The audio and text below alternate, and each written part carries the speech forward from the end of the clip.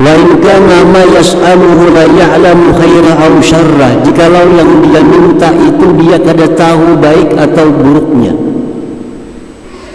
Nah, kita minta, kita belum tahu baik atau kada. Kita minta kaya kepada Allah. Kaya belum tentu baik bagi kita. Jangan-jangan karena kekayaan itu yang mencelakakan kita. Nah, jadi bolehkah kita minta kaya kepada Allah? Bolehkah kita minta kedudukan jabatan yang tinggi kepada Allah? Kedudukan jabatan yang tinggi belum tentu baik. Harta banyak belum tentu baik. Nah, bila kita minta kepada Allah sedemikian itu, maka disambung.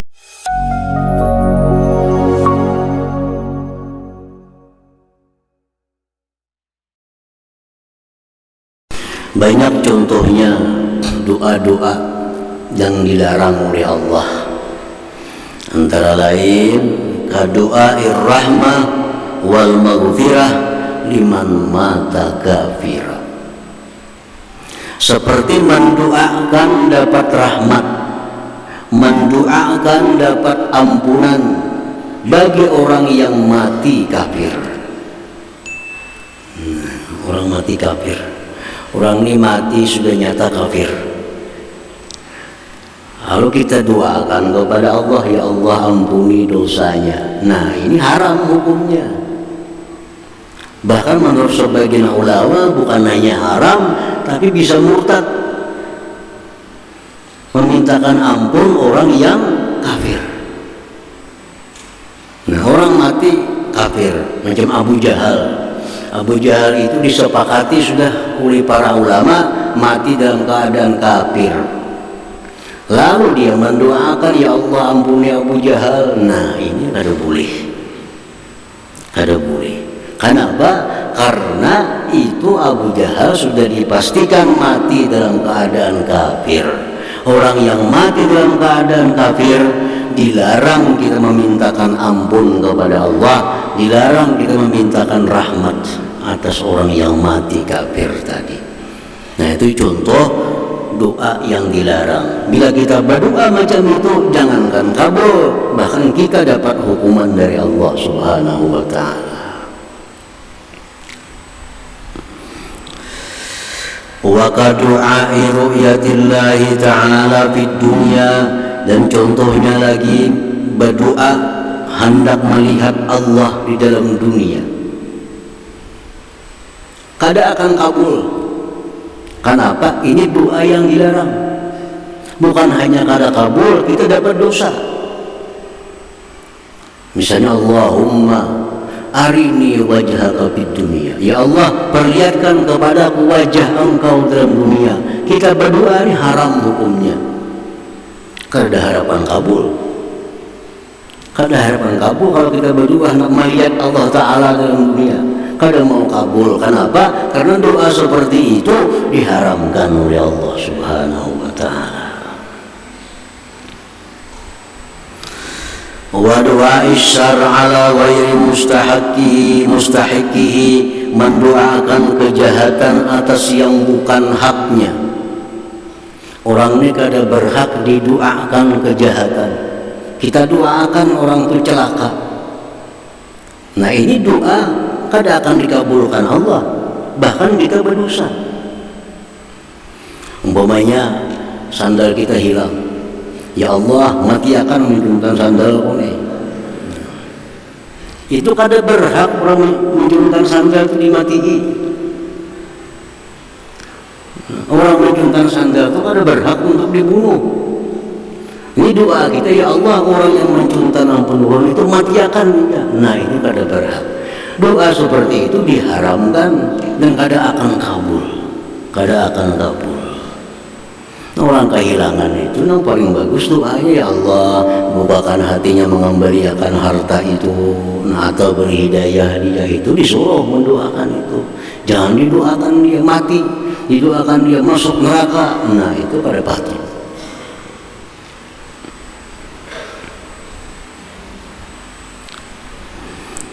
Nah, jadi Jadi doa macam itu kada akan kabul, kada akan diterima, karena doanya sudah dilarang oleh Allah. Ada orang buat acara-acara maksiat, pekerjaan masih minta doakan, mudahan pekerjaannya sukses selamatan. Nung digawe ini maksiat minta doakan selamatan, kadanya kabul doanya, kada kabul karena pekerjaan maksiat. Pekerjaan maksiat. Nah, jadi syarat doa tadi mesti yang kita minta itu jangan yang dilarang oleh Allah memintanya. Kemudian lagi syarat doa wa alla yastaghila an wajibin, bahwa ia berdoa itu tidak mengganggu dia dari kewajiban. Kalau aku berdoa nih, kalau aku berdoa habis waktu sembahyang, jangan berdoa, sembahyang kita. Nah, kalau kita berdoa, doa kita kada akan diijabah oleh Allah. Kenapa? Karena meninggalkan kewajiban. Misal waktu sembahyang lagi 5 menit habis, kita belum sembahyang. Yang wajib kita lakukan sembahyang, karena ada perbuatan lain. Di situ kita berdoa, habis waktu sembahyang, nah itu diharamkan. Doa macam ini kada akan dikabulkan oleh Allah Subhanahu wa Ta'ala karena dia meninggalkan kewajibannya. Nah, doa-doa yang membuat kita lalai melaksanakan yang wajib, maka doa itu kada cukup syarat disebut sebagai doa. Wa alla yakuna ala wajhil ikhtiyar, dan bahwa tidak adalah doa itu atas jalan yang ikhtibar, jalan coba-coba. Doa itu kada kawa coba-coba. Pegang cobai doa ini bagus, kada kawa dicobai doa itu. Bila kita coba-coba berdoa, itu kada cukup syarat sebagai doa, kada akan kabul. Ini ada doa yang bagus, nah percobai kamu, kada kau dicobai macam itu. Doa itu kada kau dicoba-coba. Nah, kalau kita berdoa mencoba akan doa ini hebat, kada percobai bang, kada akan kabul doanya. Mau dicoba-coba kayak itu. Jadi syaratnya doa jangan dicoba-coba.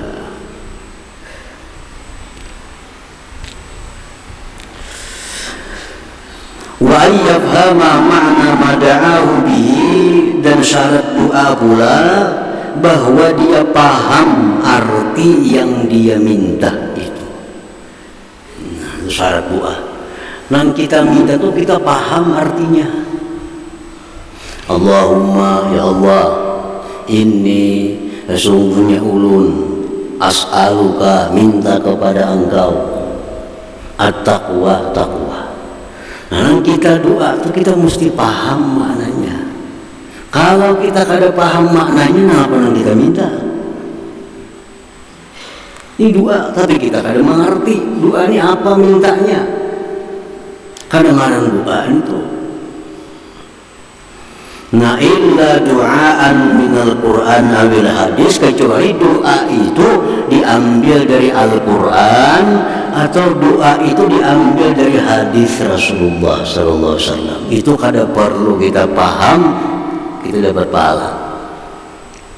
Karena kita baca Quran walaupun kita kada paham, dapat pahala.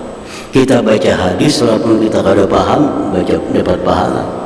Jadi doa yang dari Al-Quran, doa yang diambil dari doa Nabi, walaupun kita kada mengerti maknanya, itu kada jadi masalah. Karena doa yang dari Al-Quran, doa yang dari Nabi itu pasti baik sudah. Walaupun kita kada paham maknanya, itu sudah dimasukkan dalam syarat doa. Nah, tapi kalau doa dari karangan ulama-ulama, doa karangan para wali-wali, nah itu jangan, mesti paham maknanya. Karena mungkin permintaan wali itu kada cocok lawan yang kita minta. Doa wali mungkin kada pas lawan kita. Karena orang wali itu banyak permintaannya yang kada cocok lawan kita. Antara lain misalnya orang wali itu minta fakir. Allahumma inni as'alukal faqra, ya Allah aku minta kepada engkau fakir, susah hidup ini. Namun kita kadang mengerti itu, kita berdoa, ya Allah hamba minta susah, tambah susah kita. Kalau orang wali susahnya ada tujuannya, orang wali susah ada maksudnya. Kalau kita susah, susah wara. Nah jadi kalau doa itu karangan wali, doa karangan Tuan Guru, jangan sembarang baca, pelajari dulu maknanya. Nah, lain doa Quran, ini doa diambil di mana? Dari Quran, maka ada perlu tahu pun maknanya sudah jadi. Ini doa siapa? Doa dari Nabi, ada perlu tahu maknanya sudah jadi. Tapi kalau doa siapa? Doa wali kutub Syiah, maka ada kabar dulu. Pelajari dulu maknanya, pelajari dulu maknanya. Karena doa wali itu macam-macam. Mereka ada minta lakas mati para doa wali itu. Kita kan minta panjang umur biasa kita nih. Orang wali lain, ya Allah cepatkan aku bertemu engkau. Mati kita lakas. Nah jadi kalau doa orang wali pelajari dulu, pelajari maknanya. Nah bahwa dia mengetahui makna doa yang dia minta. Kalau kada tahu, kada kawa disebut doa, kada cukup syarat doa. Kecuali doa Quran atau hadis Rasulullah Sallallahu Alaihi Wasallam.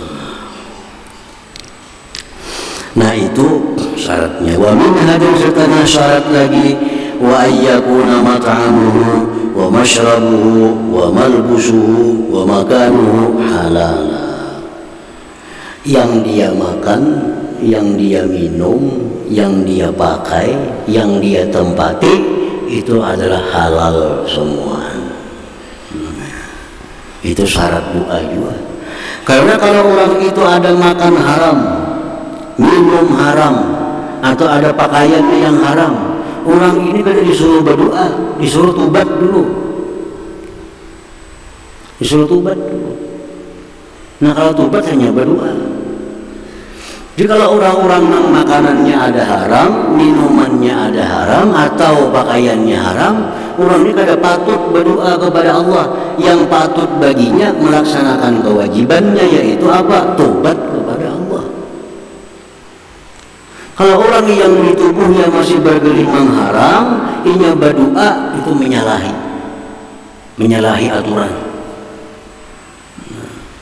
Orang yang serabah haram, Allah kan nyuruhnya berdoa, Allah nyuruhnya tobat dulu.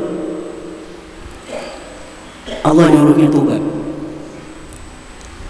Nah makanya itu kalau kita ada yang haram-haram di tubuh gitu, berdoa kita kada akan kabul doa kita. Karena Allah menuntut kita untuk tobat, bukan untuk berdoa pada saat kita masih bergelimang dengan yang haram, makan, pakai, minum, atau tempat yang haram. Nah kita di tempat yang haram, jangan berdoa di situ, karena Allah kada nyuruh berdoa, Allah nyuruh pindah cari yang halal. Nah, begitu pindah ke tempat halal, hanya kita berdoa. Nah para muhibbin rahimakumullah, jadi itulah antara lain beberapa syarat-syarat doa. Bila itu kada terpenuhi, maka itu bukan doa namanya. Nah, jadi pantas kita kada dikabulkan doa kita karena kada cukup syarat untuk disebut sebagai doa tadi. Ikhlas, yang kita minta jangan yang haram,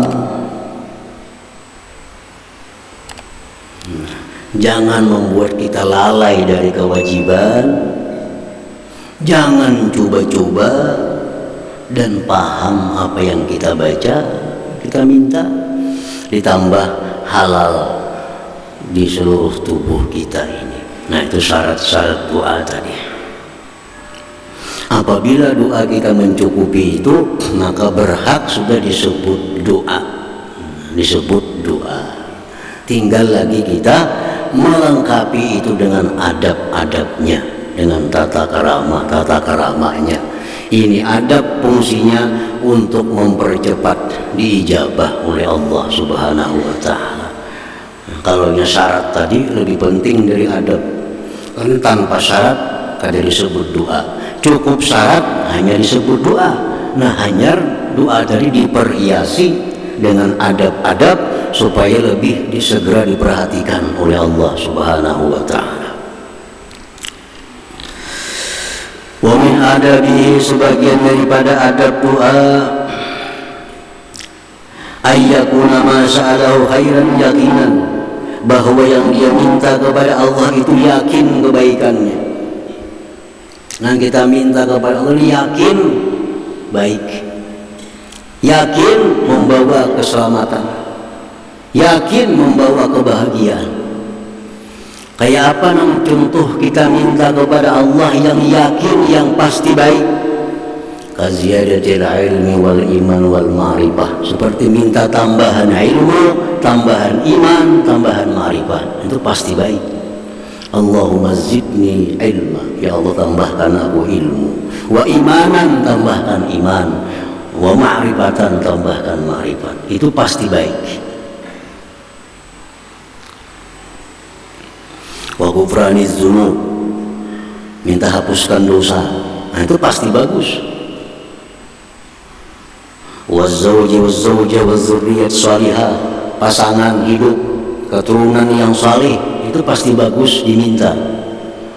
Wa husnul khatimah, wa dukhulil jannah wan najah minan nar. Nah, ini kada diragukan lagi, yang kita minta itu adalah baik. Minta ke surga, selamat dari neraka, itu pasti baik. Nah, jadi adab doa antara lain yang kita minta itu yang pasti baik untuk kita. Wa in kana ma yas'aluhu la ya'lamu khaira aw syarrah, jikalau yang dia minta itu dia kada tahu baik atau buruknya. Nah, kita minta ini kita belum tahu baik atau kada. Rizki luasi, seperti rizki yang luas. Kita minta kaya kepada Allah, kaya belum tentu baik bagi kita. Jangan-jangan karena kekayaan itu yang mencelakakan kita. Nah, jadi bolehkah kita minta kaya kepada Allah? Bolehkah kita minta kedudukan jabatan yang tinggi kepada Allah? Karena belum tentu baik. Kedudukan jabatan yang tinggi belum tentu baik, harta banyak belum tentu baik. Nah, bila kita minta kepada Allah sedemikian itu, maka disambung in kana khaira, jika itu baik. Tambahin itu, ya Allah, misalnya agni kaya akan aku ya Allah, tambahi in kana khaira, jika itu baik. Membaca anggar baik ke usah kaya artinya. Nah, itu ya Allah, naikkanlah pangkat hamba, naikkanlah jabatan hamba, tambahi maka in kana khaira, jika itu baik. Nah, itu beradab lawan Allah Subhanahu wa Ta'ala, supaya yang kita minta ini bujur-bujur. Kekayaan membawa kepada kebaikan, kedudukan membawa kepada kebaikan. Jadi jangan hendak minta kepada Allah sesuatu yang belum tentu baik untuk kita. Jangan hendak minta lawan Tuhan sesuatu yang belum tentu baik. Nah, kalaupun minta juga tambahi dengan jika baik. Jika baik. Allahumma inni as'aluka, aku minta kepada Engkau ya Allah, rizkan wasi'an, rezeki yang luas, halalan halal, tayyiba tayyib, ditambahi yu'inuni ala ibadatik, yang membantu aku untuk ibadah kepada Engkau. Nah, itu bagus doanya, jangan ditinggal itu. Ya Allah, lepaskan hamba rezeki. Nah, itu pada bagus. Barangkali ini begitu luas rezeki, kada ingat lagi di sembahyang, luas rezeki kada ingat lagi di zikir, karena kebanyakan rezeki yang diurusi. Jadi minta rezeki yang halal, yang luas, yang membantuku untuk taat kepada Engkau. Nah, tambahi itu, maka itu bagian dari adab doa juga. Wa ayyakuna du'a ma'al jazmi, dan lagi adab doa itu ada dengan disertai dengan kepastian.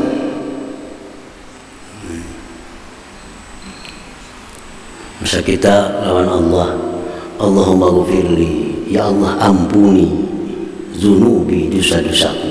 Nah itu pasti ngarannya. Jangan ditaklif, ya Allah ampuni dosa-dosaku jika Engkau mau. Jangan lagi kalau Engkau mau itu ditambahi. Pastikan, ya Allah ampuni dosaku. Enggak situ aja, jangan ditambah lagi dengan taklif. Wa ayyakuna hadiral qalbi, dan sebagian adab doa lagi bahwa dia berdoa itu hatinya hadir kepada Allah. Kita berdoa ini hati kita hadir, kita merasakan kita ini dekat dengan Allah, kita rasakan Allah mendengar doa kita. Mesti hadir hati kita. Wa ayyuhassina dhanna billahi ta'ala, dan bahwa dia berbaik sangka dengan Allah.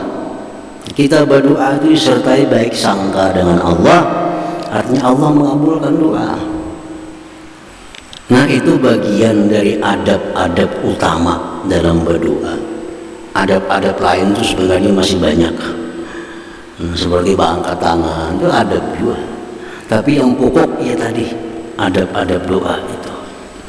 Nah kalau sudah doa kita ini cukup syarat, doa kita ini beradab, nah ya jar Tuhan tadi, ujibu da'watad da'i, aku akan mengabulkan doa orang yang berdoa kepadaku. Karena cukup syarat dan cukup adab-adabnya. Nah para muhibbin rahimakumullah, al-mu'min bismillah al-mujib ayyuksirat du'a ila Allah ta'ala li'anna du'a mukhul ibadah.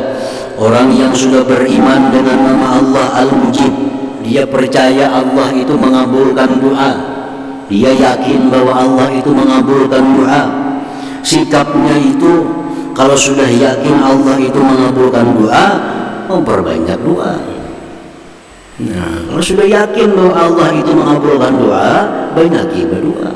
Habis sembahyang berdoa, habis baca Quran berdoa, hendak makan berdoa, hendak guring berdoa, bangun guring berdoa. Karena sudah yakin bahwa doa ini dikabulkan oleh Allah Subhanahu wa taala. Wallahu yuhibbu an yus'al, Allah itu suka diminta. Allah itu senang kalau kita minta. Amun kita kali minta, Allah kali suka. Allah kali suka. Nah kita minta, Allah suka. Kenapa suka? Kita minta tiap jam, minta macam-macam lawan Allah. Minta aja bagian kita lawan Allah, Allah akan makin suka. Kenapa? Sebabnya Allah suka bila kita minta. Nah karena dengan meminta itu berarti kita mengakui Allah itu maha kaya. Dengan minta kita mengakui bahwa Allah itu maha kuasa. Dengan minta kita mengakui diri kita lemah. Dengan minta kita mengakui diri kita kada berdaya. Itu yang disukai oleh Allah Subhanahu wa taala dari doa itu. Nah, jadi wallahu yuhibbu an yus'ala, Allah itu suka, senang bila diminta. Karena di balik itu ada pengakuan keagungan Allah, pengakuan kekayaan Allah, pengakuan kehinaan diri dan kelemahan diri. Itu yang menyebabkan Allah suka bila kita minta kepada Allah Subhanahu wa taala. Nah pertama itu orang yang beriman kepada nama Allah Al-Mujib, dia sering minta, sering berdoa kepada Allah Subhanahu wa taala. Yang kedua, ayyakuna mujiban li ibadillahi ta'ala fi ma da'awhu, bahwa dia orang yang beriman dengan nama Allah Al-Mujib tadi, dia pun bersikap seperti itu kepada hamba Allah Subhanahu wa ta'ala. Nah, dia berakhlak dengan akhlak Allah. Allah itu mengabulkan orang yang berdoa kepadanya, maka dia pun mengabulkan hamba Allah yang minta kepadanya. Nah, dia mengabulkan bagi hamba-hamba Allah fima da'ahu, pada sesuatu yang mereka minta, yang mereka seru kepadanya. In amkanahu syar'u, jikalau mungkin akan dia oleh syara. Setiap ada orang yang minta, hadiri. Setiap orang ada yang mengundang, dia datangi, selama dimungkinkan oleh syara, oleh agama kita. Ini sebagai wujud daripada iman kita kepada Al-Mujib. Allah mengabulkan doa. Nah, kita pun mengabulkan permintaan orang yang minta kepada kita bila sesuai dengan syariat Allah. Ada orang mau undang kita, datangi. Ada orang mau undang, datangi. Nah, asal itu karena bertentangan dengan hukum Allah Subhanahu wa ta'ala. Karena menghadiri undangan ini macam-macam hukumnya. Ada yang menghadiri saruannya hukumnya wajib. Orang bersaruan lawan kita wajib menghadiri. Saruan apa? Saruan pengantinan, walimatul urus. Bersaruanlah, ngapa kan nih? Isuk mengawinkan anak. Nah, itu wajib kita menghadiri. Ada menghadiri undangan itu sunat, seperti menghadiri pernikahan. Besaruanlah napa isuk menikahkan anak sunat hadir. Kalau isuk saruanlah napa mengawinakan anak sudah nikah, artinya mengawinakan wajib hadirnya. Nah, jadi sunat itu nikah, wajib kawinnya itu laki dihadiri. Jadi menghadiri nikah itu sunat.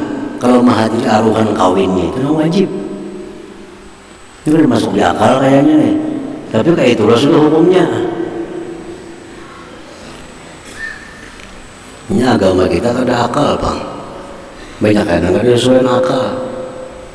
Tapi inilah hukum. Menghadiri walimah urus wajib. Menghadiri orang pernikahan sunat.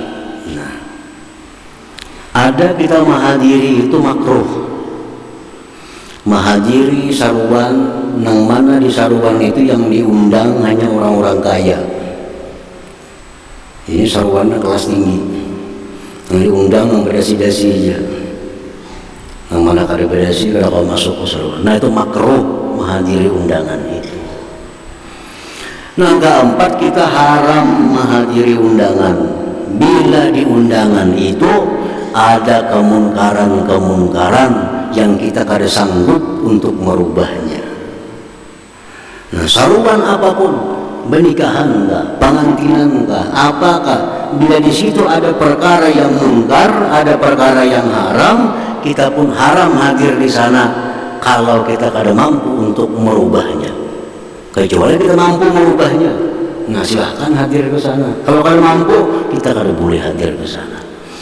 Nah, jadi artinya kita beriman kepada nama Allah Al-Mujib, kita mesti menolaki saruan-saruan orang itu, menolaki menghadiri undangan-undangan orang itu jika sesuai dengan syariat Allah, dengan agama Allah. Ada undangan, kita lihati undangannya kayak apa, acaranya apa. Nah, selama itu baik, selama itu kada ada masalah dengan mungkar, dengan keadaan-keadaan lain, nah maka disuruh kita menghadiri undangan atau saruan itu. Itu buah dari iman kepada nama Allah Al-Mujib. Wa fil jawab in ajaza anhu ma'a jabri khatirih.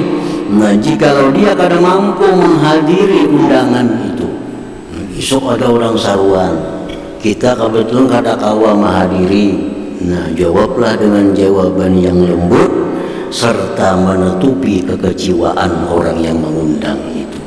Nah, esok kok kada kau hadir karena taimba ini. Nah, aku mendoakan yang dan sukses ya esok acara ikam. Nah, itu hanya menutupi kekecewaannya.